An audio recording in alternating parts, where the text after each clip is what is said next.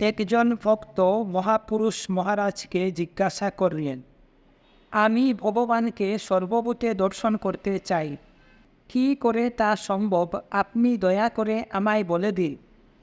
মহাপুরুষজি বললেন, বাবা, আগে ভগবানকে নিজ হৃদয়ে দর্শন করতে হবে। অন্তরে তার দর্শন না হলে বাইরে সর্বভূতে তাকে দেখা কি করে সম্ভব।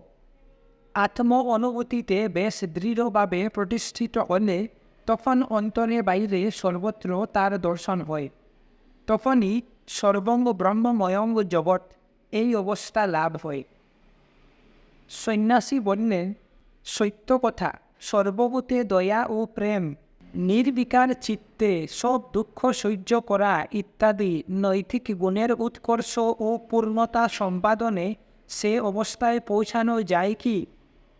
মহাপুরুষজি বললেন, হ্যাঁ, নৈতিক চরিত্র গঠনে চিত্ত শুদ্ধ হয় এবং সেই শুদ্ধ মনে ক্রমে ভগবত ভাবের স্ফুরণ হয়। কিন্তু কেবলমাত্র নৈতিক চরিত্রের উৎকর্ষ সাধন করলেই যে ভগবত দর্শন হবে তা তো আমার মনে হয় না। নিরন্তর তার ধ্যান করতে করতে তিনি কৃপা করে ভক্তের হৃদয়ে প্রতিভাত হন। চাই তার ধ্যান, সর্বদা তার স্মরণ মনন। সত্যস্বরূপ বিব প্রেমময় সর্বশক্তিবান চৈতন্য স্বরূপ সচিদানন্দকে ভাবনা করতে করতে মানুষ ক্রমে সচিদানন্দ স্বরূপ প্রাপ্ত হয়।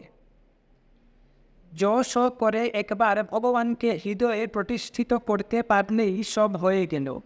তখন আর আলাদা করে নৈতিক চরিত্র গঠনের দরকার হয় না।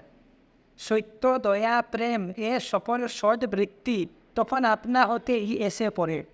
ঠাকুর বলতেন যে, বাপ যে ছেলের হাত ধরেছে সে ছেলের আর পড়ে যাবার ভয় নাই।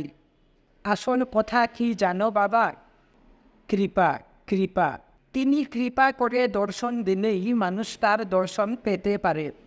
ভজন সাধন এসব মনকে ভগবতমুখী করার উপায় মাত্র।